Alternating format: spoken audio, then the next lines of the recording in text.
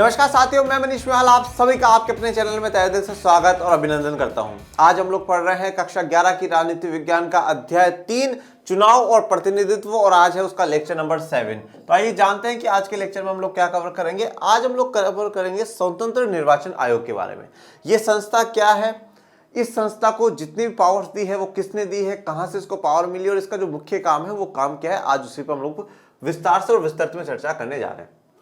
स्वतंत्र निर्वाचन आयोग, देखिए लास्ट लेक्चर में मैंने आप लोगों के सामने 3 सवाल उठाए थे। पहला सवाल यह था कि मतदाता कौन होगा। चुनावों में सबसे जो इंपॉर्टेंट है वो 3 सवाल यही है कि मतदाता कौन होगा, वोटर, ठीक है। दूसरा है इलेक्टर, ठीक है, कि जो उम्मीदवार है वो उम्मीदवार कौन होगा।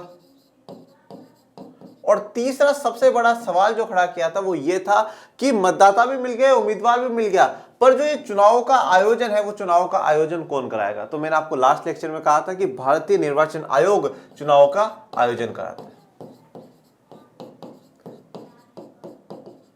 भारतीय निर्वाचन आयोग, आज इसी भारतीय निर्वाचन आयोग के बारे में पढ़ना है कि इनके पास क्या क्या शक्तियां हैं, इनके क्या क्या काम है, उन पर सभी पे हम लोग चर्चा करेंगे। आप क्लास 9th में भी जो है निर्वाचन आयोग के बारे में, भारतीय निर्वाचन आयोग के बारे में आप लोगों ने थोड़ा बहुत पढ़ा होगा कि उसके मुख्य क्या काम है, उन पर आप लोगों ने चर्चा करी होगी। ओके, तो आज हम लोग जानेंगे कि भारतीय निर्वाचन आयोग को लेकर के भारत के संविधान में जो प्रावधान है, आर्टिकल 324 से लेकर के आर्टिकल 329 तक जो है भारतीय निर्वाचन आयोग या चुनाव प्रक्रिया के बारे में पूरा विस्तार से और विस्तार में संविधान ने समझाया। फिर उसके बाद समय समय पर संसद ने अलग अलग कानून बना करके भारतीय निर्वाचन आयोग को और मजबूत बनाया और उसे इतनी पावर दी कि कोई भी सरकार, विधायिका, कार्यपालिका उस पर दबाव ना बना सके और स्वतंत्र और निष्पक्ष चुनाव हमारे देश में हो। तो आइए देखते हैं कि किस प्रकार से चुनाव आयोजित करवाते हैं। भारत में चुनाव प्रक्रिया को स्वतंत्र और निष्पक्ष बनाने के लिए कई प्रयास किए गए हैं। देखिए, अब भारत हमेशा से क्या है, लोकतंत्र का समर्थक रहा है। भारत की हमेशा से कोशिश रही है कि वो क्या करे, लोकतंत्र को कायम करे।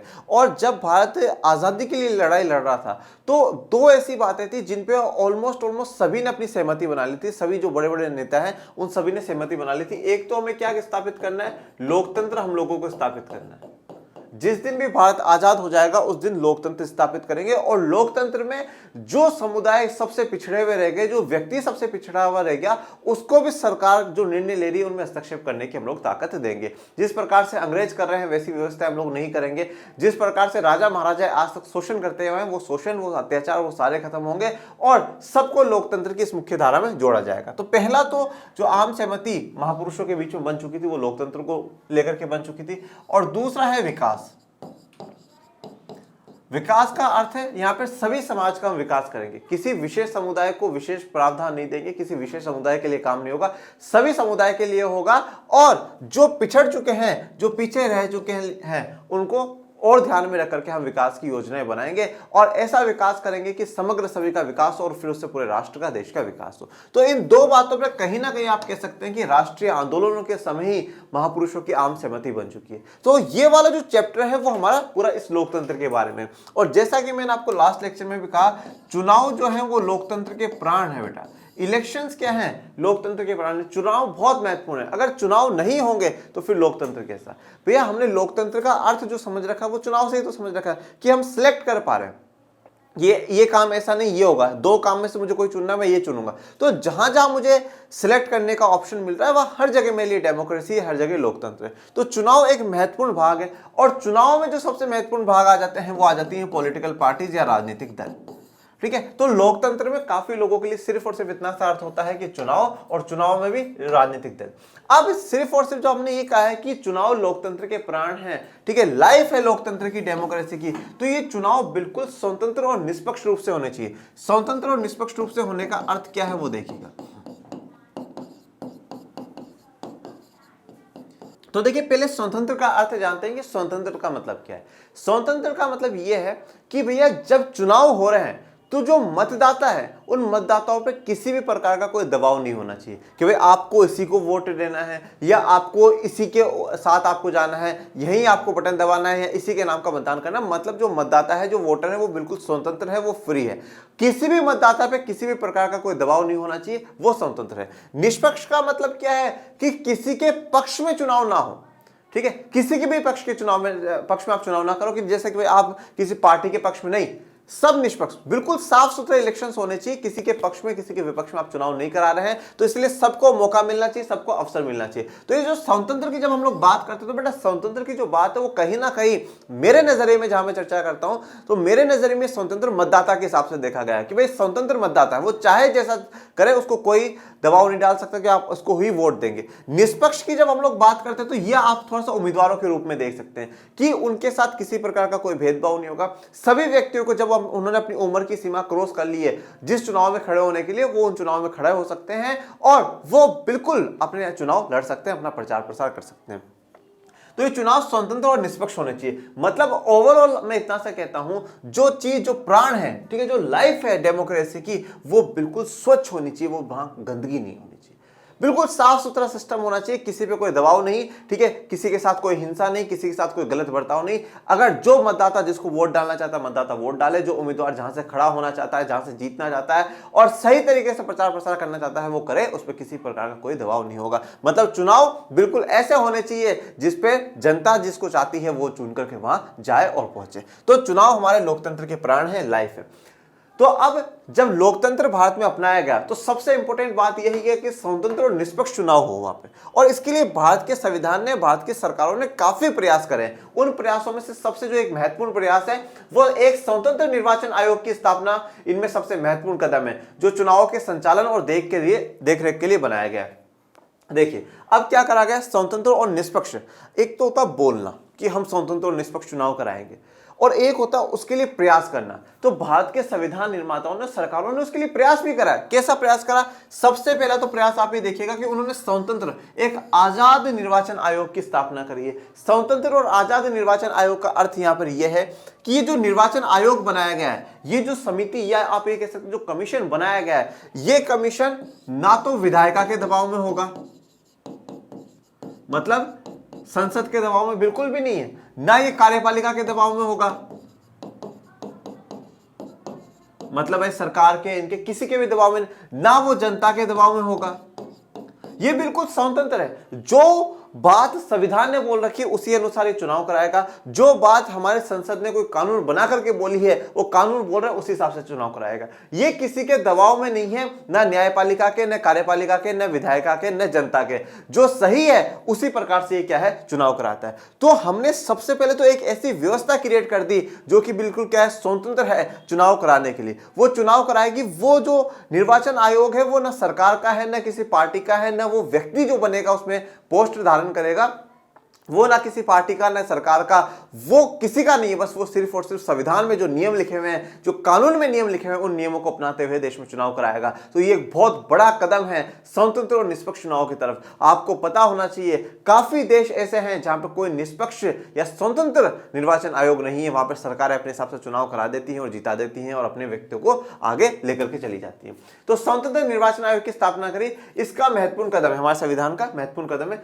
निर्वाचन आयोग का काम क्या है? चुनाव के संचालन और देखरेख के लिए बनाया गया। चुनाव का संचालन मतलब चुनाव संचालित करने, मतलब उनको वो चुनाव आयोजित करवाने और उनकी देखरेख करनी, सही से तो हो रहे, कोई गलत तो कहीं पे नहीं हो रहा। अब इसके लिए जो सबसे मुख्य चीज है हमारे संविधान में वो है आर्टिकल 324। बच्चों आर्टिकल 324 है, इस 324 को रट लो, चुनाव समझ जाओगे।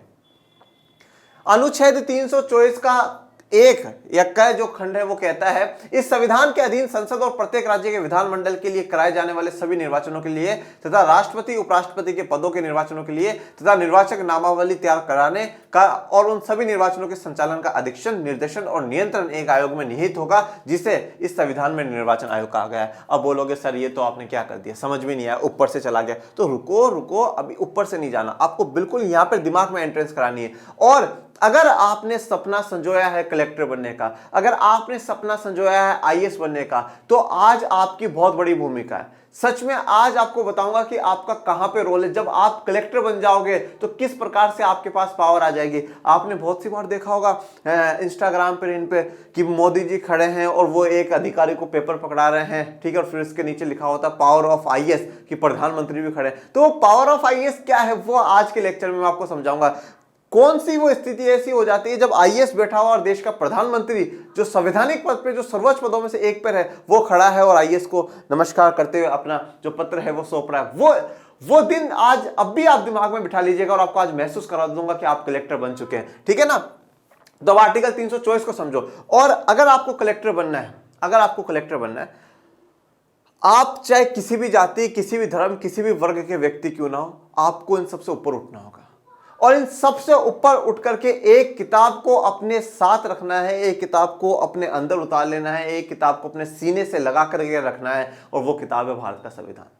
वो है भारत का संविधान। ये देश भारत के संविधान से चलता है और भारत के संविधान की जो एक एक बातें हैं, एक एक अनुच्छेद, एक एक पार्ट आपको अच्छे से आपकी जुबान पे याद होना चाहिए। अगर वो आपको याद होगा तो आप झट से हर फैसले कर दोगे, हर समस्याओं से आप बाहर निकल जाओगे। तो इसलिए आपको अनुच्छेद 324 भी याद होना चाहिए।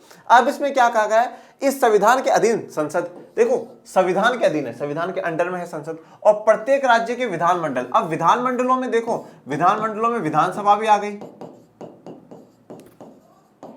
और विधान परिषद भी आ गई, दोनों आ गए ना बच्चों। तो मैंने आपको 6 जनों के चुनाव के लिए बताया था, विधानमंडल में विधानसभा, विधान परिषद, संसद में कौन कौन आ गया, लोकसभा और राज्यसभा। तो लोकसभा, राज्यसभा और विधानमंडल के लिए कराए जाने वाले सभी निर्वाचनों के लिए, ठीक है, जो सभी, इन सभी में जो निर्वाचन करवा रहे हो, जो आप इलेक्शन करवा रहे हो उनके लिए, तथा भारत के माननीय राष्ट्रपति और माननीय उपराष्ट्रपति के पदों के लिए, निर्वाचनों के लिए, ठीक है, इनके निर्वाचनों के लिए। तो 6 हो गए भैया, लोकसभा, राज्यसभा, विधानसभा, विधान परिषद और राष्ट्रपति और उपराष्ट्रपति साहब के पदों के लिए निर्वाचक नामावली, निर्वाचक नामावली, ठीक है। आपको इलेक्ट्रोल लिस्ट बनानी है, वोटर लिस्ट बनानी है, कौन कौन वोटर्स होंगे तैयार करने का, और उन सभी निर्वाचनों के संचालन का, और जहां जहां पे इलेक्शन है उनका संचालन करने का आपको अधीक्षण है। अधीक्षण का मतलब आप अधीक्षक हो, आप सब पे नजर रखोगे कि सही हो रहा है या नहीं हो रहा, सही से लिस्ट बनी है या नहीं बनी है, सही से चुनाव हो रहे हैं या नहीं हो रहे। निर्देशन करने का, निर्देशन का मतलब होता है डायरेक्शन दोगे आप, ठीक है, कि अच्छा अच्छा ऐसा नहीं ऐसा करो, ऐसा नहीं ऐसा होगा, ये होगा वो होगा। और नियंत्रण करने का, पूरी व्यवस्था को, चुनावों की पूरी व्यवस्था को कंट्रोल करने की जो जिम्मेदारी होगी वो एक आयोग की होगी। किसकी होगी, एक आयोग की होगी। और आयोग को, जिसे भारत के संविधान में क्या कहा गया है, निर्वाचन आयोग कहा गया है। देखिए आयोग मतलब कुछ लोगों का समूह है, कुछ लोगों का ग्रुप है। आयोग, कमीशन, ये क्या है बेटा, ऐसी संस्थाएं संविधान में बना दी गई है जिनको मुख्य काम सौंपे गए।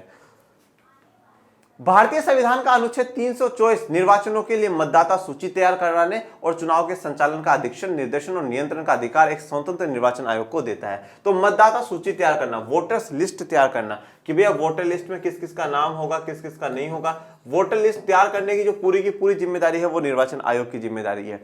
जब पहली बार भारत में लोकसभा के चुनाव कराए गए, 1951 और 52 में लोकसभा के चुनाव हुए, और जो पहले निर्वाचन आयोग की स्थापना हुई और उस निर्वाचन आयोग के जो मुख्य अधिकारी बने, जिसे हम मुख्य निर्वाचन आयुक्त भी कहते हैं, चीफ इलेक्शन कमिश्नर भी हम उन्हें कहते हैं, वो बने सुकुमार सेन जी। ये बहुत इंपॉर्टेंट क्वेश्चन हो जाता है कभी कभार कि पहले कौन बने, सुकुमार सेन जी बने। इन सुकुमार सेन जी ने जब मतदाताओं सूची करा तो उन्होंने देखा काफी मिस्टेक्स आ रही। आप विश्वास नहीं करेंगे, 2 से 3 बार मतदाता सूची बनाई गई और फिर सही मतदाता नाम आया है। काफी प्रॉब्लम्स को उनको सामना करना पड़ता था, काफी लोगों के डॉक्यूमेंट्स नहीं मिलते थे, काफी लोग सही से नाम, अजी हम तो ऐसे हैं, हम अरे बच्चे का ये नाम है, ये है, तो काफी प्रॉब्लम्स उनको फेस करनी पड़ी। और जब उन प्रॉब्लम्स को फेस करनी पड़ी फिर जाकर के उनको एक सही जो है वोटर लिस्ट मिलती। काफी समस्याओं का सामना उनको करना पड़ा पहले चुनाव कराने में। तो पहले जो चुनाव आयुक्त रहे हैं वो सुकुमार सेन जी रहे हैं, और आज के मौजूदा दौर में जो है वो कौन है बच्चों, राजीव कुमार जी। कौन है, राजीव कुमार जी। ये पहले हैं और ये 25वें हैं। कौन से हैं भैया, वो पहले हैं और ये 25वें। सुकुमार सेन जी पहले हैं और राजीव कुमार जी जो आज मौजूदा दौर में हैं ये 25वें। इनको मई 2022 में नियुक्त करा गया था। अब नियुक्त कौन करता है वो मैं बताऊंगा, ठीक है ना, एक स्लाइड पे सारा ज्ञान नहीं मिलेगा बेटा, ठीक है। तो मतदाता सूची तैयार करना, चुनाव का संचालन का अधीक्षण, जो चुनाव हो रहे हैं उन चुनाव का अधीक्षण, आप अधीक्षक हो, आप निर्देश दोगे, नियंत्रण का अधिकार एक स्वतंत्र निर्वाचन आयोग को दिया गया है।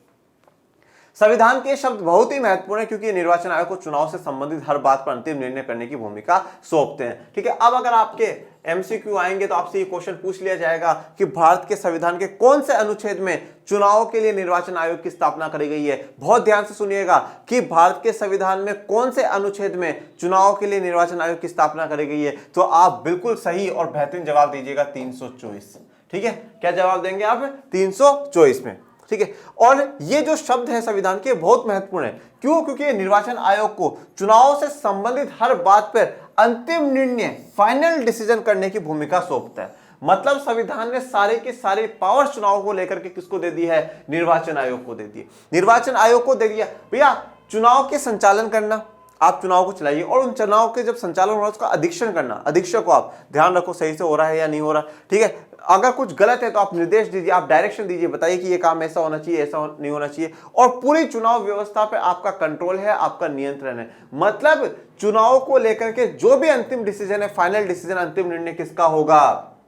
भारतीय निर्वाचन आयोग का होगा। हाँ, अगर किसी के चुनाव में किसी प्रकार का कोई विवाद हो जाता है तो वो सर्वोच्च न्यायालय में जाएगा, परंतु जो चुनाव की जितने भी काम है उन सभी का अंतिम निर्णय निर्वाचन आयोग का ही होगा। भारत के निर्वाचन आयोग की सहायता करने के लिए प्रत्येक राज्य में एक मुख्य निर्वाचन अधिकारी होता है। देखिए अब क्या है कि भारत के निर्वाचन आयोग की सहायता करने के लिए, हेल्प करने के लिए हर राज्य में क्या कर दिया गया? मुख्य निर्वाचन अधिकारी बना दिया गया। अगर आप 1992 से पहले देखेंगे, 1992 तक क्या था? 1992 में आकर के तो हमने क्या करा? राज्य निर्वाचन आयोग भी बना दिया। जब राज्य निर्वाचन आयोग बनाया उसका काम तो पंचायती राज और उसके लिए चुनाव कराना था। राज्य निर्वाचन आयोग पंचायती राज और शहरी जो स्थानीय शासन व्यवस्था उनके लिए चुनाव कराना था।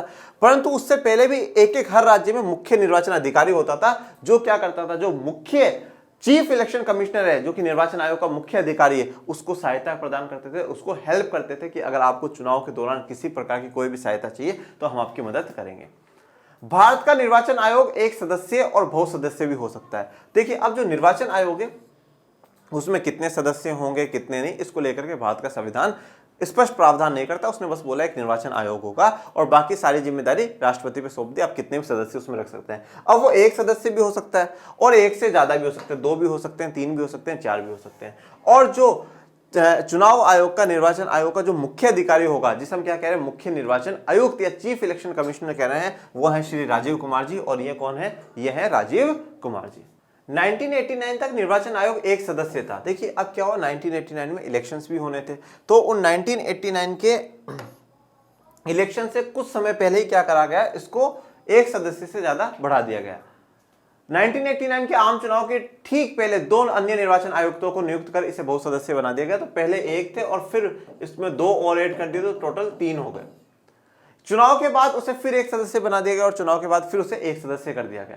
1993 में 1993 में पुनः 2 निर्वाचन आयुक्तों की नियुक्ति हुई और निर्वाचन आयोग बहुसदस्य हो गया, तब से ये बहुसदस्य बना हुआ है। तो देखिए 1989 में जब इलेक्शंस हुए तो निर्वाचन आयुक्त तो है ही, मुख्य निर्वाचन आयुक्त वो तो रहेंगे, उनके साथ प्लस 2 और जोड़ दिए गए। फिर इलेक्शंस के बाद वापस हटा दिया गया। फिर 1993 में क्या करा गया? वापस से इन 2 को जोड़ दिया गया और फिर यह हमेशा से क्या है? अभी तक बहुसदस्य ही है। तो हमारे निर्वाचन आयुक्त के लिए पूछा जाए, निर्वाचन आयोग के लिए पूछा जाए उसमें कितने सदस्य होते हैं, तो आप कहेंगे उसमें 3 सदस्य हैं, एक मुख्य निर्वाचन आयुक्त है और बाकियों को हम लोग क्या कहते हैं? निर्वाचन आयुक्त। जो मुख्य निर्वाचन आयुक्त है उसे इंग्लिश में कहा जाता है चीफ इलेक्शन कमिश्नर, और जो बाकी जो 2 रह जाएंगे उनको कहा जाएगा बच्चों इलेक्शन कमिश्नर या निर्वाचन आयुक्त। शुरू में बहुसदस्य निर्वाचन आयोग को लेकर तरह तरह की शंकाएं थी। अब जब बहुसदस्य बनाया गया तो काफी थोड़े से डाउट्स थे। मुख्य निर्वाचन आयुक्त और अन्य आयुक्तों के बीच इस बात का घोर मतभेद था कि किसको कितनी शक्ति प्राप्त है। अब यहाँ पर ये एक बहुत बड़ा प्रॉब्लम क्रिएट हो गई कि चीफ इलेक्शन कमिश्नर और इलेक्शन कमिश्नर, जो मुख्य निर्वाचन आयुक्त थे और जो निर्वाचन आयुक्त थे, इनमें से सबसे बड़ा जो मतभेद, जो सबसे बड़ी समस्या वो ये थी कि किसके पास कितनी शक्ति है, ताकत किसके पास ज्यादा है। तो देखो यहाँ पे शक्ति सभी के पास बराबर है। कोई भी डिसीजन जब ये लोग लेते हैं तो ये क्या है कि तीनों वोटिंग के साथ लेते हैं कि अच्छा भाई ठीक है, इस पर अगर 2:1 आ गया तो हम इसमें फेवर में जाएंगे। ओके, तो यहाँ पे कोई मुख्य चुनाव आयुक्त के पास कोई विशेष शक्तियां नहीं है, कोई स्पेशल पावर्स नहीं, पावर इनके पास और इनके पास बस बराबर है, बराबर पावर से। और ऐसा ही क्या होगा, सुप्रीम कोर्ट के जब जजेस के बारे में आप लोग पढ़ेंगे ना, तो जो मुख्य हमारे चीफ जस्टिस ऑफ इंडिया होते हैं उनके पास कोई विशेष अधिकार नहीं, बस उनके पास ये है कि अच्छा ये वाले जो जज हैं वो इस केस को सुनेंगे, ये वाले जज इस केस को सुनेंगे। पर मान लीजिए कि किसी फैसले में चीफ जस्टिस ऑफ इंडिया भी बैठे हुए हैं, वो भी फैसला सुना रहे हैं और उनके साथ मान लीजिए 6 वकील और जो 6 जज हैं वो और बैठे हुए हैं, तो इनकी जो वोटिंग राइट है वो बराबर है। तो अगर chief justice of India vote डालेंगे तो भी एक है और ये लोग वोट डालेंगे तो भी एक है। मतलब क्या है कि कोई फैसला है, उसमें चीफ जस्टिस ने बोला नहीं नहीं मैं तो इस व्यक्ति को सजा देना चाहता हूं, और बाकी 5 ने बोल दिया नहीं नहीं सर हम तो सजा नहीं देना चाहते, इसकी गलती नहीं है, तो वो फैसला क्या हो जाएगा, 5-2 से ये हो जाएगा कि उस व्यक्ति को सजा नहीं देनी है। तो यहाँ पे कोई विशेष शक्तियां, यहाँ पे चीफ जस्टिस ऑफ इंडिया के पास भी इतनी ज्यादा मुख्य शक्तियां नहीं है, मतलब जजेस की तुलना में उतनी बराबर शक्तियां है। और यहीं पर भी निर्वाचन आयुक्त के पास और मुख्य निर्वाचन आयुक्त के पास भी सेम शक्तियां रहेंगी। इसका समाधान फिर सर्वोच्च न्यायालय ने, सुप्रीम कोर्ट ने करना पड़ा उनको। अब इस बात पर सामान्य सहमति कि बहुसदस्यीय निर्वाचन आयोग ज्यादा उपयुक्त है, क्योंकि इससे आयोग की शक्तियों में साझेदारी हो गई है और आयोग पहले से कई ज्यादा जवाबदेह हो गया है। तो अब ये तय हो गया कि बहुसदस्यीय जो निर्वाचन आयोग है वो ज्यादा उपयुक्त है, वो ज्यादा बेहतर है। क्यों बेहतर है? क्योंकि अब इससे शक्तियों में साझेदारी हो गई। पहले सारी की सारी पावर एक मुख्य निर्वाचन आयुक्त के पास थी, अब 3 हो गए हैं, तो तीनों के पास पावर क्या हो गई, बढ़ गई, ये तीनों के पास पावर बढ़ जाती है। तो आयोग अब पहले से ज्यादा क्या है, जवाबदेह हो गया, आंसरेबल हो गया।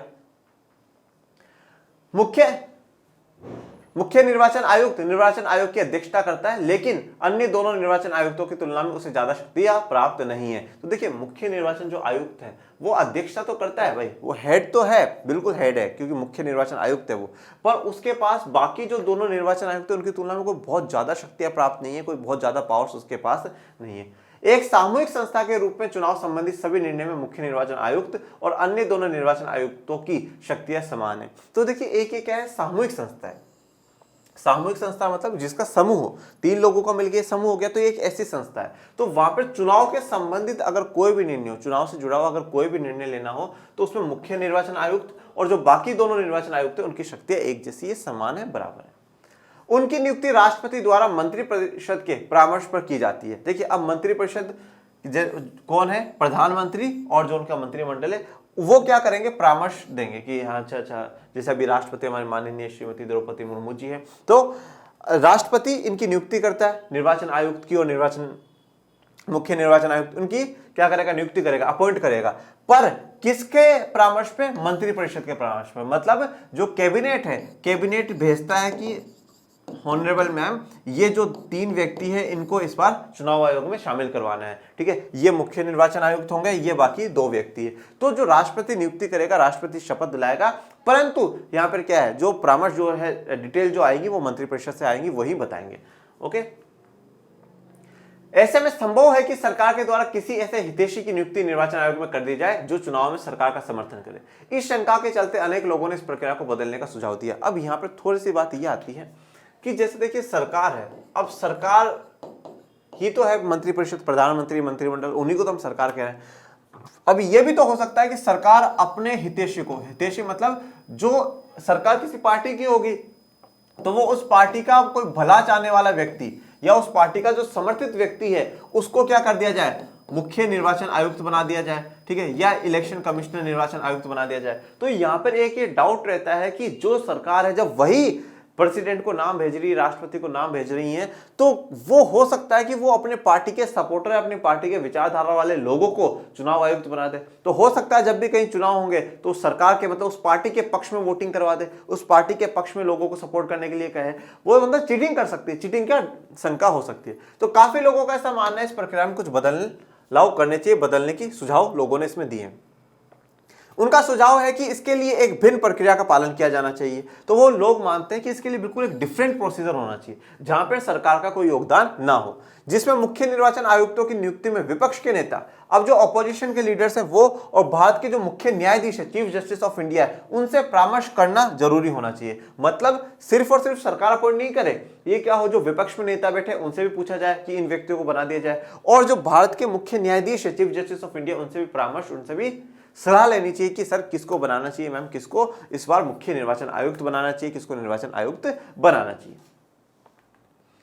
संविधान मुख्य निर्वाचन आयुक्त और निर्वाचन आयुक्तों के कार्यकाल की सुरक्षा देता है, पर संविधान ने क्या करा है, मुख्य निर्वाचन आयुक्त और निर्वाचन आयुक्त है उनके कार्यकाल की सुरक्षा दी।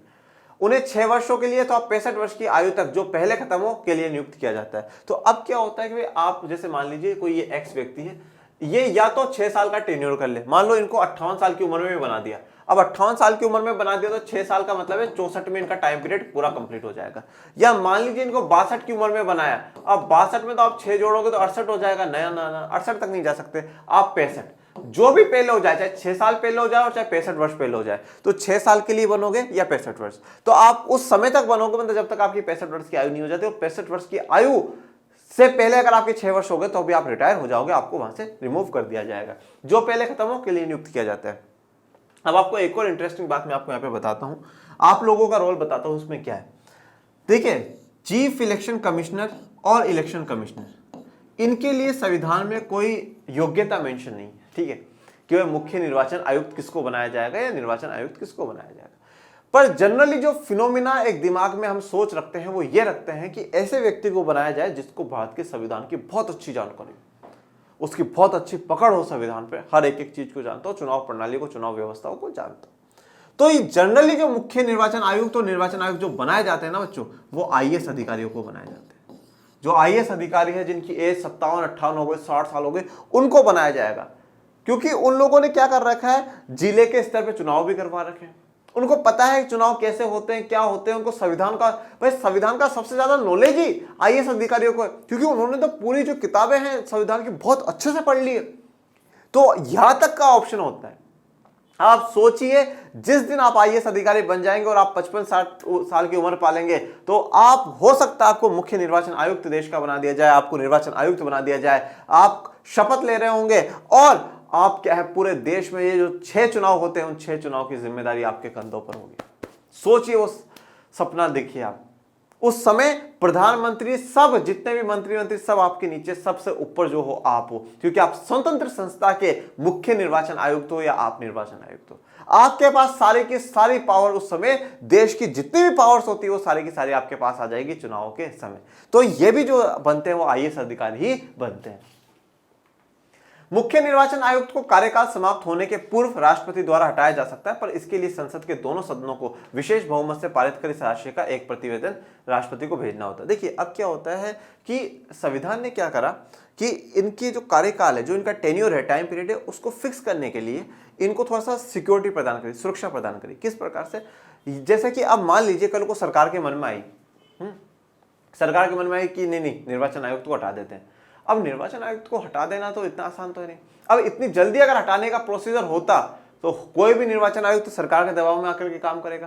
पर आप निर्वाचन आयुक्त को 6 साल या 65 वर्ष की उम्र से पहले नहीं हटाएंगे, और अगर आपको हटाना है तो आपको ये प्रूफ करना है कि उन्होंने कुछ संविधान का गलत प्रयोग करा है। ओके, और उसके लिए क्या है, उसके लिए जो हटा सकते हैं वो राष्ट्रपति साहब हटा सकते हैं। पर राष्ट्रपति साहब कैसे हटाएंगे, उनको दोनों सदनों के विशेष बहुमत से, दोनों सदनों का देखिए अब विशेष बहुमत, यहां पे विशेष बहुमत लिखा है तो 2/3 वाली बात आएगी यहां पे बच्चों।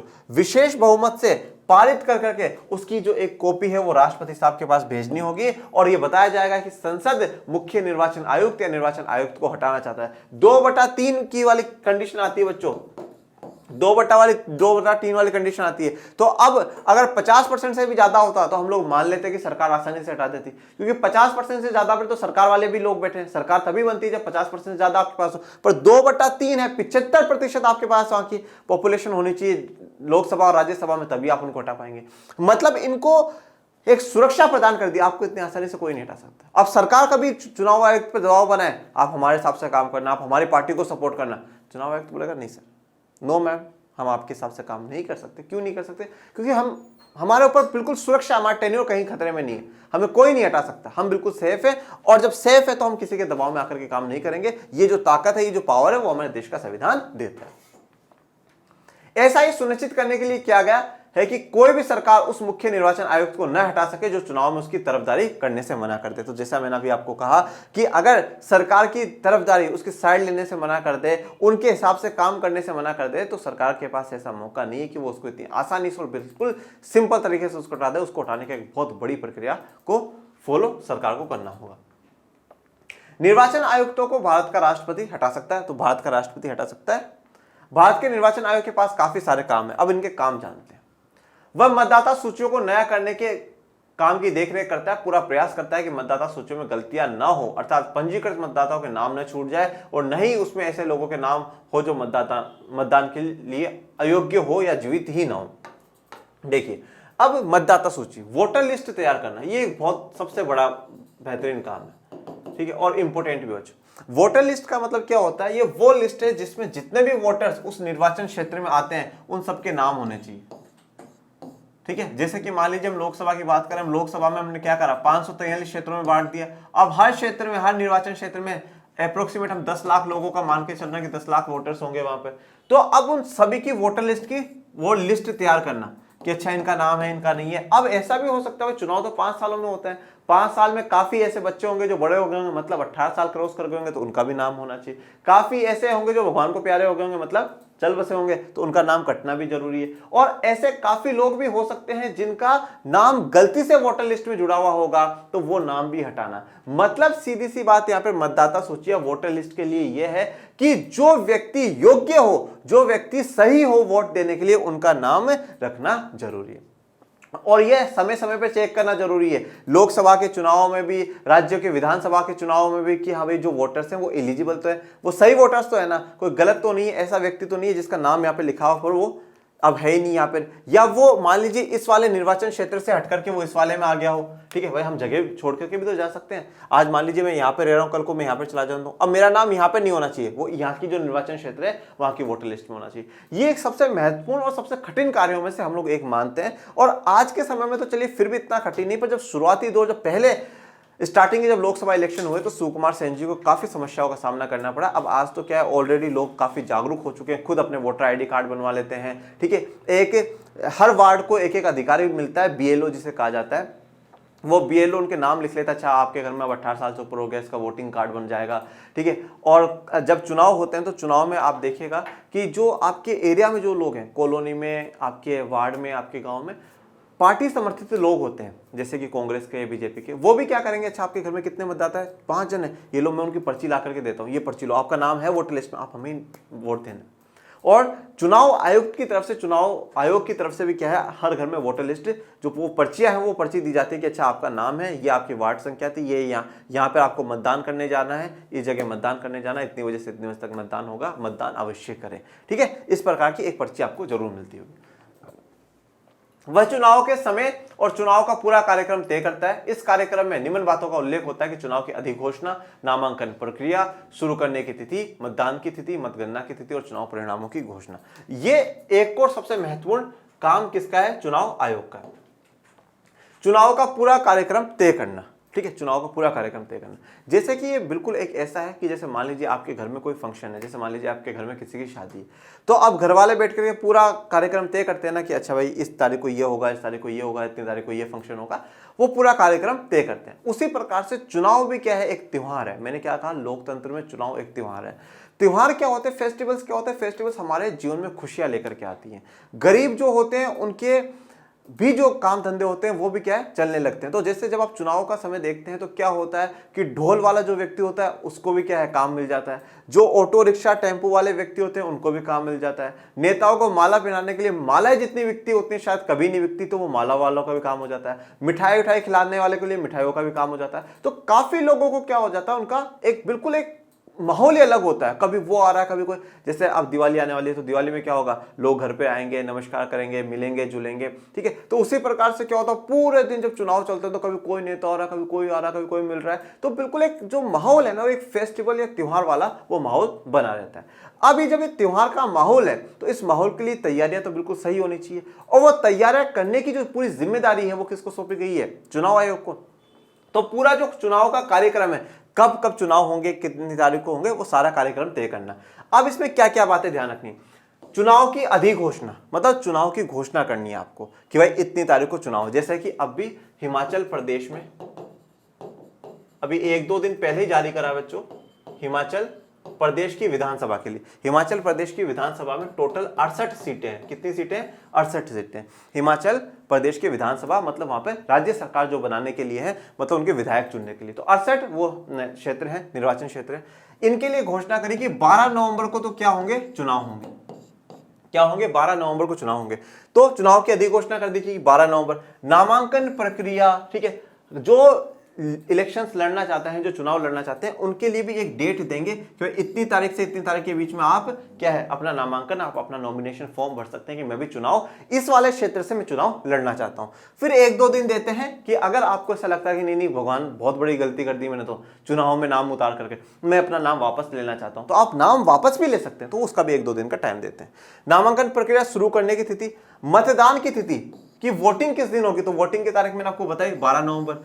उसके बाद मतगणना की तिथि, काउंटिंग कब होगी, वोटों की काउंटिंग कब होगी, तो ये हिमाचल प्रदेश वाले की बात कर रहा हूं मैं, 8 दिसंबर की डेट चुनाव आयोग ने बताई कि 8 दिसंबर को क्या होगी, काउंटिंग होगी और चुनाव परिणामों की घोषणा। और फिर चुनाव के परिणामों की घोषणा भी चुनाव आयोग करता है कि इस वाले निर्वाचन क्षेत्र से ये व्यक्ति जीता है, इस वाले से ये व्यक्ति जीता है, इस वाले से ये व्यक्ति जीता है। घोषणा करने की भी जो जिम्मेदारी होती है वो किसकी होती है, निर्वाचन आयोग या चुनाव आयोग की होती है। तो इतने सारे काम इनके पास होते हैं। इस पूरी प्रक्रिया में निर्वाचन आयोग को स्वतंत्र और निष्पक्ष चुनाव कराने के लिए निर्णय लेने का अधिकार है। तो बिल्कुल स्वतंत्र और निष्पक्ष चुनाव कराने के लिए जो भी निर्णय, जो भी डिसीजन लेने के पूरे अधिकार किसके पास है, निर्वाचन आयोग के पास है।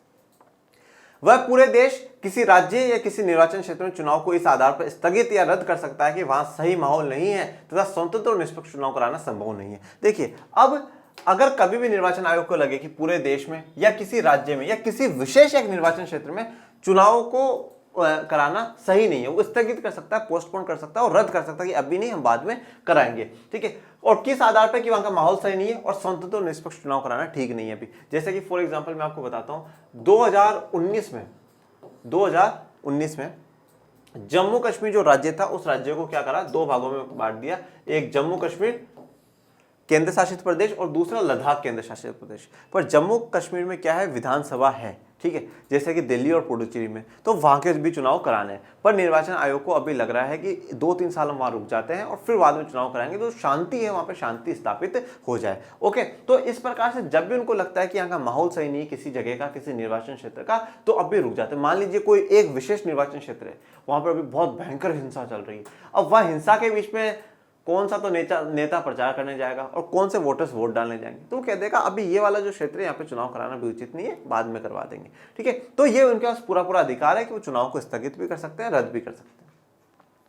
निर्वाचन आयोग राजनीतिक दलों और उनके उम्मीदवारों के लिए एक आदर्श आचार संहिता लागू करता है। देखिए, अब ये बहुत इंपॉर्टेंट है। ये आचार संहिता क्या होता है, इसे कोड ऑफ कंडक्ट भी कहा जाता है, मॉडल कोड ऑफ कंडक्ट इसको कहा जाता है। आचार संहिता लागू करने का मतलब ये होता है, देखिए आचार संहिता, जैसे अब मान लीजिए 12 नवंबर को हिमाचल प्रदेश में चुनाव है, तो बस अब 1-2 दिनों में आचार संहिता वहां पे लग जाएगी या लग गई होगी। ठीक है, तो आचार संहिता का मतलब यह है कि जब तक चुनाव के परिणामों की घोषणा नहीं हो जाती, सारी की सारी जो ताकत है, वो सारी की सारी जो पावर से शक्तियां हैं, वो निर्वाचन आयोग के हाथ में आ जाती है। इसमें काफी बातें लिखी होती है, काफी बातों में ऐसा है कि कोई भी व्यक्ति सरकारी संस्थाओं का, सरकारी गाड़ियों का, सरकारी कर्मचारियों का इस्तेमाल नहीं करेगा। ठीक है, आपने बहुत सी बार देखा होगा कि आपके पापा, आपके मम्मी, आपके अंकल, आंटी, भैया, दीदी जो सरकारी कर्मचारी है, वो कभी किसी के प्रचार प्रसार में नहीं जाते हैं कि बाहर कांग्रेस वाले आए हैं, और अब कांग्रेस वाला चाहे आपके कितना ही खास आदमी क्यों ना हो, पर आपके पापा मम्मी उसके प्रचार प्रसार में नहीं जाएंगे। बीजेपी वाला आया, बीजेपी वाला चाहे आपके कितना ही खास आदमी क्यों ना हो, उसके प्रचार प्रसार में नहीं जाएंगे। चाहे कोई भी व्यक्ति आया हो, उसके प्रचार प्रसार में नहीं जाएंगे, क्योंकि वो एक सरकारी कर्मचारी है। और सरकारी कर्मचारी की अभी जितनी सरकार की जितनी भी पावर, सरकार तो है ही नहीं ना भाई, सरकार तो भाई, अब हिमाचल प्रदेश में आप चुनाव करवा रहे हो, हिमाचल प्रदेश में आप चुनाव करवा, क्यों करवा रहे हो, क्योंकि सरकार का टाइम पीरियड खत्म हो गया। सरकार के 5 साल थे, वो 5 साल खत्म हो गए, मतलब अभी तो सरकार तो है ही नहीं। सरकार है ही नहीं, तो सरकार की सारी पावर्स किसके पास है, निर्वाचन आयोग के पास है। ठीक है, राज्य में क्या होगा, कौन सा जो सरकारी कर्मचारी है वो कहां काम करेगा, क्या करेगा, सारी की सारी जो पावर्स है वो निर्वाचन आयोग के हाथ में आ गई। तो अब भी आप सरकारी कर्मचारी नहीं हो, आप अभी निर्वाचन आयोग के मेंबर हो, आप उनके सदस्य हो, आप उनके साथ काम करने वाले व्यक्ति हो। तो अगर सरकारी कर्मचारी कभी किसी भी व्यक्ति का, चाहे वो किसी पार्टी का हो, चाहे निर्दलीय हो, अगर किसी का भी अगर प्रचार प्रसार करते हुए पाया जाता है, तो उसको सरकारी नौकरी से बर्खास्त कर दिया जाता है, उसे सरकारी नौकरी से निकाल दिया जाता है। तो सरकारी कर्मचारी को सदैव ये बात ध्यान रखनी है, चाहे कोई से भी चुनाव हो, राज्य के हो, लोकसभाओं के हो या ग्राम पंचायत, कोई से भी हो, कहीं पे भी प्रचार प्रसार नहीं करना है, उनको बचने की पूरी कोशिश करनी चाहिए। अगर किसी ने शिकायत कर दी, फोटो भेज दी कि देखो मालिक ये तो वहां लगे हुए थे, तो बस फिर आपकी छुट्टी डन। तो आप सरकारी कर्मचारियों की सरकारी गाड़ियों का इनका इस्तेमाल नहीं कर सकते। आप बहुत सी बार ये भी देखेंगे कि जैसे कि अब यहाँ पे आचार संहिता लग चुकी है, तो अब वहाँ पे जैसे कोई मुख्यमंत्री या कोई भी प्रचार प्रसार करने जा रहे हैं, तो वो मुख्यमंत्री की गाड़ी लेकर के नहीं जाएंगे, खुद की प्राइवेट गाड़ी है। मुख्यमंत्री या सरकारी गाड़ी, सरकारी संस्था और सरकारी कर्मचारी किसी का भी आप इस्तेमाल वहाँ पर उस समय नहीं कर सकते हो। ठीक है, और उसके अलावा दूसरा, उस समय कोई विकास वाला कार्य नहीं होगा। विकास वाले कार्य का अर्थ क्या है, आपने देखा होगा कि साहब ये ब्रिज बनी है, आज इस ब्रिज के लिए जो उद्घाटन करने के लिए माननीय प्रधानमंत्री जी आ रहे हैं, माननीय मुख्यमंत्री जी आ रहे हैं, आचार संहिता जब लगी हुई आप नहीं कर सकते, क्योंकि आप उस पद पर हो ही नहीं, आप हो ही नहीं, तो आप किस आधार पर आप उसका उद्घाटन करो, आप वो नहीं कर सकते। किसी नए काम के लिए आप स्टार्टिंग नहीं कर सकते कि आज हम इसका शिलान्यास कर रहे हैं, हम इसके लिए आज नींव रख रहे हैं, तो आज माननीय प्रधानमंत्री, मुख्यमंत्री, माननीय मंत्री जी आ रहे हैं, वो नहीं, वो उस समय उनके पास कुछ भी पावर नहीं, वो बिल्कुल जीरो है। जैसे आप हैं वैसे ही हम हो जाते, जैसे हम और आप हैं वैसे उस समय वो भी हो जाते हैं। तो आचार संहिता में काफी ऐसी बातें लिखी हुई होती है, और उस समय के लिए जो सारी की सारी पावर्स आप कह सकते हैं किसके हाथों में होगी, निर्वाचन आयोग के हाथों में होगी। जब तक वो चुनाव का टाइम पीरियड चलेगा, जब तक वो 1.5-2 महीना जो रहेगा, उस 1.5-2 महीना में सारे कानून, नियम, कानून, कायदे जो कुछ होंगे वो सारे के सारे किसके हिसाब से होंगे, निर्वाचन आयोग के हिसाब से होंगे। वह किसी भी निर्वाचन क्षेत्र में दोबारा चुनाव कराने की आज्ञा भी दे सकता है। तो अब उसको लग रहा है कि भैया इस वाले निर्वाचन क्षेत्र में क्या हुआ, चुनाव सही नहीं हुए, तो वो वापस से भी करवा सकता है। यदि उसे लगे कि मतगणना प्रक्रिया सही तरीके से उचित या न्यायपूर्ण नहीं थी, तो वह दोबारा मतगणना कराने की भी आज्ञा दे सकता है। देखिए, चुनाव कराने की अनुमति भी वापस दे सकता है। और मान लीजिए वोटिंग तो सही हुई थी, पर जो काउंटिंग है वो काउंटिंग सही नहीं हुई, और काउंटिंग वापस करवाने की भी वो आदेश दे सकता है। निर्वाचन आयोग राजनीतिक दलों को मान्यता देता है और उन्हें चुनाव चिन्ह आवंटित करता है। तो राजनीतिक दलों को मान्यता भी वही देता है कि अच्छा आप आज राजनीतिक दल हैं, और चुनाव चिन्ह जो उनके होते हैं वो भी निर्वाचन आयोग ही देता है। निर्वाचन आयोग के पास बहुत ही सीमित कर्मचारी होते हैं, वह प्रशासनिक मशीनरी की मदद से चुनाव कराता है। अब देखिए, इस बात को आप समझ लीजिए, आपको काफी कुछ समझ में आ जाएगा। अब देखिए, निर्वाचन आयोग में कौन है, सिर्फ वो 3 व्यक्ति तो है। तो क्या वो 3 व्यक्ति पूरे देश में चुनाव करा सकते हैं या पूरे राज्य में चुनाव करा सकते हैं? नहीं। तो उसके लिए क्या है, जब से अब आचार संहिता लग जाएगी, उस राज्य के, उस निर्वाचन क्षेत्र के जितने भी सरकारी कर्मचारी, सरकारी अधिकारी हैं, वो सब उसके अंडर में आ जाएंगे, सब उसके अंडर में आ जाएंगे। पर अब उन जितने भी आप अपने जिले में या अपने उन क्षेत्रों में देखिएगा, जो सबसे बड़े अधिकारी होते हैं ना, आप किसी भी डिपार्टमेंट में घुस जाइएगा, उस डिपार्टमेंट का जो सबसे टॉप पोस्ट पे जो बैठा है ना, वो आईएएस बैठा है, ठीक है, वो आईएएस अधिकारी बैठा होगा। तो ये जो सबसे जो मुख्य जिम्मेदारियां दी जाती हैं, वो प्रशासनिक अधिकारियों को दी जाती हैं, जो कि कौन होते हैं, आईएएस अधिकारी होते हैं, ठीक है, ये आईएएस अधिकारी। जैसे कि अब मैं आपको बताता हूं, जैसे कि फॉर एग्जांपल ये एक पूरा जिला है, ठीक है। जिला क्या होता है, देखो, गांवों और शहरों को मिलाकर के जिले बनते हैं, जिलों को मिलाकर के राज्य, और राज्यों को मिलाकर के देश का गठन होता है। तो अब एक जिला है, और एक उस पूरे जिले की जो जिम्मेदारी होती है वो डीएम पे या डिस्ट्रिक्ट मजिस्ट्रेट, या जिसे हम लोग कहते हैं कलेक्टर, उस पर होती है। अब क्या होगा कि ये जो डीएम है या ये जो जिला कलेक्टर है, इसके पास पदेन पद है। पदेन पद का मतलब होता है एक्स ऑफिशियो। इसका अर्थ यह है कि जब भी आपके एरिया में चुनाव होंगे, आप जिस भी एरिया में कलेक्टर हैं, आप जिस भी एरिया में कलेक्टर हैं, उस एरिया में जब भी चुनाव होंगे, आप एक्स ऑफिशियो क्या बन जाएंगे, उस जिले के चुनाव आयुक्त बन जाएंगे। उस जिले में चुनाव के सबसे हेड पोस्ट पर आप बैठ जाएंगे। तो कलेक्टर क्या होता है, कलेक्टर के पास ये पूरी की पूरी पावर है कि जिस जिले में मैं बैठा हूं और जिले में कोई चुनाव हो रहे हैं, तो उसकी जिम्मेदारी पूरी किसके ऊपर है, मेरे ऊपर है, कलेक्टर के ऊपर है, ठीक है। क्योंकि ये एक्स ऑफिशियो बना दिया गया है कि जब भी चुनाव हो, कलेक्टर की पूरी जिम्मेदारी। अब चुनाव आयुक्त जो है, मुख्य चुनाव आयुक्त और चुनाव आयुक्त, तो उन्होंने पहले से ही रूल कर दिया कि भाई सारे के सारे जो हैं, ये प्रशासनिक जो अधिकारी कलेक्टर हैं, ये क्या बन जाएगा, अपने अपने जिलों के हेड बन जाएंगे। अब जैसे कि वहां पर 68 जो विधानसभा क्षेत्र बनाए गए हैं, ठीक है, अब वो जितने भी जिलों में आती होंगी, तो उन जिलों के जो कलेक्टर हैं वो सारी पावर को देखेंगे। और अब इन कलेक्टरों को यह पावर दी गई है कि आपको जितने भी कर्मचारियों की आवश्यकता हो, आपको जितने भी कर्मचारी, चाहे वो कर्मचारी केंद्र का हो और चाहे वो राज्य सरकार का हो, उन कर्मचारियों को आप ड्यूटी पे लगाने की आपको पूरी पावर है, आप उनका इस्तेमाल कर सकते हो। भाई, इन कलेक्टर को जो पावर दी वो मुख्य निर्वाचन आयुक्त ने पावर दे दी, और अब कलेक्टर के पास ये पावर है कि उस जिले में जितने भी कर्मचारी हैं, चाहे वो केंद्र सरकार के हो चाहे वो राज्य सरकार के हो, उनको चुनाव की ड्यूटी में लगाने का आपको पूरा अधिकार है।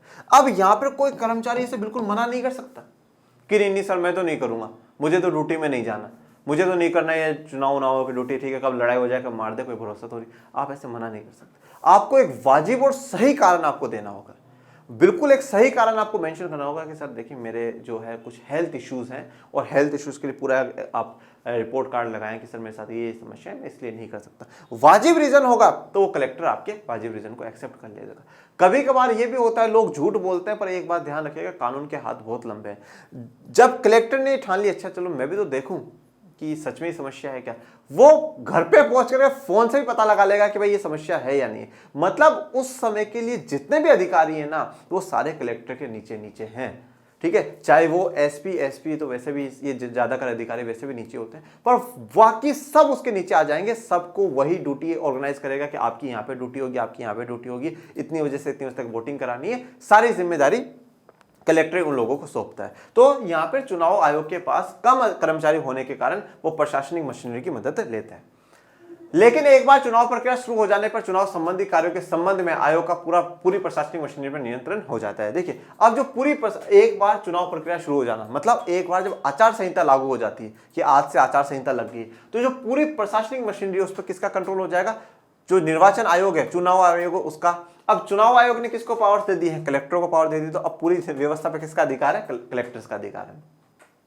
चुनाव प्रक्रिया के दौरान राज्य और केंद्र सरकार के प्रशासनिक अधिकारियों को चुनाव संबंधी कार्य दिए जाते हैं, तो उनको कार्य बांट दिया जाता है, आपका ये काम होगा, और इस संबंध में निर्वाचन आयोग का उन पर पूरा नियंत्रण होता है। अब इन कलेक्टरों पे किसने ध्यान रख रहा है? जो निर्वाचन आयोग है वो ध्यान रखता है। निर्वाचन आयोग इन अधिकारियों का तबादला कर सकता है या उनके तबादले को रोक सकता है। अधिकारी निष्पक्ष ढंग से काम करने में विफल रहे तो आयोग उसके विरुद्ध कार्रवाई भी कर सकता है। तो अब उस समय अधिकारियों को तबादला भी कर सकता है, ठीक है, हटा सकता है, मतलब चेंज कर सकता है, ट्रांसफर कर दे, उनके तबादले को रोक सकता है, बोला नहीं इसको अभी यहीं रखो, ठीक है। अधिकारी अगर निष्पक्ष ढंग से काम ना करे और विफल रहे तो उसको आयोग उसके विरुद्ध कार्रवाई भी कर सकता है, ठीक है, कि भाई आपने सही काम नहीं करा, आपने इलेक्शंस गलत तरीके से कराए, तो आज से आपकी जो पोस्ट है वो गई, आप इस पोस्ट के काबिल व्यक्ति नहीं। विगत वर्षों में निर्वाचन आयोग एक स्वतंत्र सत्ता के रूप में उभरा है, जिसने चुनाव प्रक्रिया की निष्पक्षता सुनिश्चित रूप करने के लिए अपनी शक्तियों का प्रयोग किया है। उसने चुनाव प्रक्रिया की गरिमा बनाए रखने के लिए निष्पक्ष और न्यायपूर्ण ढंग से काम किया है। तो चुनाव आयोग के जो सवाल उठते हैं वो सवाल हमारे देश में नहीं उठते। चुनाव आयोग पे एक बेहतरीन संस्था हमारे देश में। निर्वाचन आयोग का इतिहास इस बात का गवाह है कि संस्थाओं की कार्यप्रणाली में प्रत्येक सुधार के लिए कानूनी या संवैधानिक परिवर्तन आवश्यक नहीं है। देखिए, अब जिस प्रकार से निर्वाचन आयोग ने काम करा है, तो ये एक इतिहास में एक गवाह आप कह सकते हैं, जिसमें कि भाई हमें अगर कोई सुधार करना हो ना, तो जरूरी नहीं उसके लिए हमेशा कानून बनाए या कोई संवैधानिक परिवर्तन करे। यह आम धारणा है कि 25 वर्ष पहले के मुकाबले आज निर्वाचन आयोग ज्यादा स्वतंत्र और प्रभावी है। अगर आप स्टार्टिंग के फेज में और आज के फेज में देखते तो जो निर्वाचन आयोग है वो ज्यादा मजबूत बन चुका है। ऐसा इसलिए नहीं कि निर्वाचन आयोग की शक्तियां या उसकी संवैधानिक सुरक्षा बढ़ा दी गई। तो यहाँ पर ऐसा नहीं है कि उसकी कोई शक्तियां या उसकी पावर बढ़ा दी गई हो या संवैधानिक सुरक्षा उसकी बढ़ा दी गई हो। दरअसल निर्वाचन आयोग ने केवल उन शक्तियों का और प्रभावशाली ढंग से प्रयोग करना शुरू कर दिया जो उसे संविधान में पहले से ही प्राप्त थी। तो मैंने आपको क्या कहा, तो संविधान सबसे बेहतरीन ग्रंथ है, आपको सबसे ज्यादा ताकत संविधान देता है। चाहे एक व्यक्ति के तौर पे आपने मौलिक अधिकार पढ़े, हमारे देश का संविधान वो है, इस संविधान ने कमजोरों को मजबूत बनाया है, ठीक है ना। तो इसने सबको बहुत गजब के अधिकार दिए हैं। तो यहाँ पे जब निर्वाचन आयोग को कोई अब विशेष यहाँ पे संविधान में प्रावधान और नहीं करेंगे, बल्कि जो पहले से संविधान में प्रावधान थे उनका प्रभावशाली ढंग से निर्वाचन आयोग ने इस्तेमाल करना शुरू कर दिया। तो इसीलिए कहता हूं कि आप अपने संविधान को जानिए, आप अपने संविधान को मानिए, जब जब आपको समय मिले संविधान को पढ़िए, आप अपने अधिकारों को जानिए कि आपके क्या अधिकार हैं, आप जानिए कि सरकार कब सही कर रही है कब गलत कर रही है, आप सरकारों को बताइए कि जो सबसे पावरफुल है वो कौन है, जनता है। आप अपने अधिकारों को, आप अपने कर्तव्यों को, आप पूरे देश की व्यवस्था को समझिए, और वो आप समझ सकते हैं सिर्फ और सिर्फ देश के संविधान को पढ़ने से। 1951 से 52 से लोकसभा के 16 चुनाव हो चुके हैं। देखिए, ये 16 नहीं, ये थोड़ा सा गलत है। 2019 में चुनाव हुए वो 17वें चुनाव है लोकसभा के लिए, और अब जो 2024 में होंगे वो 18वें चुनाव है बेटा। और निर्वाचन आयोग के द्वारा विधानसभा के अनेक चुनाव और उपचुनाव कराए गए। देखिए, चुनाव और उपचुनाव क्या होते हैं ये देखिएगा। जैसे कि मैं कहता हूं लोकसभा में 543 सीटें, ठीक है। अब लोकसभा में जब 543 सीटें, चुनाव दो प्रकार के होते हैं बच्चों। एक होते हैं आम चुनाव, या जिन्हें हम लोग मुख्य चुनाव भी कहते हैं। ये आम चुनाव का मतलब ये है जब इनके चुनाव सबके एक साथ होंगे, ठीक है। जैसे कि 2019 में हुए, अब 2024 में होंगे, तो उस पूरे देश में चुनाव हो रहे हैं, कोई एक विशेष एरिया में नहीं हो रहे, वो पूरे देश में हो रहे हैं लोकसभा के लिए, ठीक है। पर मान लीजिए इन 543 में से ये सब 2019 में चूज होकर के गए, चुन करके गए। 2021 में आकर के किसी एक व्यक्ति ने, या तो उसकी डेथ हो गई, या तो वो मर गया, या उसने इस्तीफा दे दिया। अब मान लीजिए जिस एरिया से उसने इस्तीफा दिया, जिस निर्वाचन क्षेत्र से इस्तीफा दिया है, तो उस भारत का संविधान ये कहता है कि 6 महीने के अंदर अंदर वहां पे चुनाव होने चाहिए। अब 6 महीने के अंदर चुनाव कराना जरूरी है, वहां पर फिर से चुनाव कराए जाएंगे, ठीक है। उस एरिया में, उस निर्वाचन क्षेत्र में फिर से चुनाव कराए जाएंगे। और जो अलग से विशेष जो चुनाव कराए जा रहे हैं उन्हीं को हम लोग क्या कहते हैं बच्चों, उपचुनाव कहते हैं। उन्हीं को हम लोग क्या कहते हैं, बाय इलेक्शन कहते हैं। फिर इस एरिया में सभी पार्टी अपना कैंडिडेट उतारेगी, सभी जो इस एरिया के जितने भी वोटर्स हैं वो सारे वोटर्स वोट करेंगे, वो वोट डालेंगे और जो व्यक्ति जीत जाएगा वो फिर कहां जाएगा, लोकसभा में जाएगा। पर बात ध्यान रखिएगा, अगर वो 2021 में जीत करके गया है तो वो 2024 तक ही रहेगा, वो पूरे 5 साल कंप्लीट नहीं करेगा। ठीक है, फिर जब 24 में फिर से पूरी 543 सीटों के चुनाव होंगे तब फिर से वो चाहे चुनाव लड़ सकता है। तो उपचुनाव वो होते हैं जब किसी सीट खाली हो जाए, चाहे वो डेथ के कारण हुई हो, चाहे वो इस्तीफे के कारण हो, किसी भी कारण अगर वो सीट खाली हो जाती है और उस निर्वाचन क्षेत्र में, उस एरिया में विशेष रूप से चुनाव आयोजित करे जाते हैं तो वो क्या कहलाते हैं, उपचुनाव कहलाते हैं। तो विधानसभाओं के अनेक चुनाव और उपचुनाव कराए हैं। निर्वाचन आयोग को असम, पंजाब तथा जम्मू कश्मीर जैसे हिंसाग्रस्त क्षेत्रों में चुनाव कराने में अनेक कठिन परिस्थितियों का सामना करना पड़ा है। उसे 1991 में पूरी चुनाव प्रक्रिया को बीच में ही रोकना पड़ा क्योंकि चुनाव प्रचार के दौरान पूर्व प्रधानमंत्री राजीव गांधी जी की हत्या कर दी गई थी। ये हैं माननीय राजीव गांधी जी। निर्वाचन आयोग को 2002 में एक अन्य गंभीर समस्या का सामना करना पड़ा। गुजरात विधानसभा को भंग कर दी गई और उसके चुनाव कराने पड़े। तो 2002 में जो गुजरात विधानसभा उसको भंग कर दिया गया, मतलब उसको खत्म कर दिया गया कि भाई अब गुजरात विधानसभा के चुनाव वापस से होंगे, वो भी उनको कराने पड़े। लेकिन निर्वाचन आयोग ने पाया कि राज्य में अप्रत्याशित हिंसा के कारण स्वतंत्र और निष्पक्ष चुनाव कराना तुरंत संभव न था। तो उस समय गुजरात में थोड़ी सी हिंसा चल रही थी, तो उस हिंसा के कारण उन्हें लगा कि अभी स्वतंत्र और निष्पक्ष चुनाव नहीं हो सकते, अभी संभव नहीं है।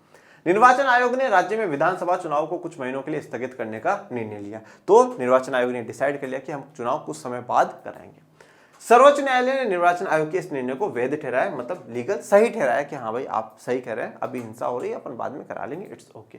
ओके, तो ये था भैया हमारा स्वतंत्र निर्वाचन आयोग का पूरा लेक्चर। मैं उम्मीद करता हूं आपको भारत के निर्वाचन आयोग के बारे में सब कुछ समझ में आ गया होगा। लास्ट लेक्चर में बच्चों अब हम लोग चर्चा करेंगे चुनावों में सुधार की। उसके अलावा मैं आपको ये भी बताऊंगा कि जो ईवीएम्स आज हम लोग देख रहे हैं, जिन पर बटन दबाते हैं और लाइट जल जाती है और वोट चला जाता है, जब 1951-52 में जब पहली बार चुनाव हुए थे, जब 1951 पहली बार, तो क्या उस समय कौन सी व्यवस्था थी, कैसे लोग वोट डाल रहे थे, उस पर भी अपन लोग चर्चा करेंगे। अगर आप चाहेंगे तो आप मुझे जरूर आज कमेंट बॉक्स में बताइएगा और पढ़ते रहिए, आगे बढ़ते रहिए। मिलते हैं नेक्स्ट लेक्चर में, तब तक के लिए थैंक यू सो मच। जय हिंद, जय भारत।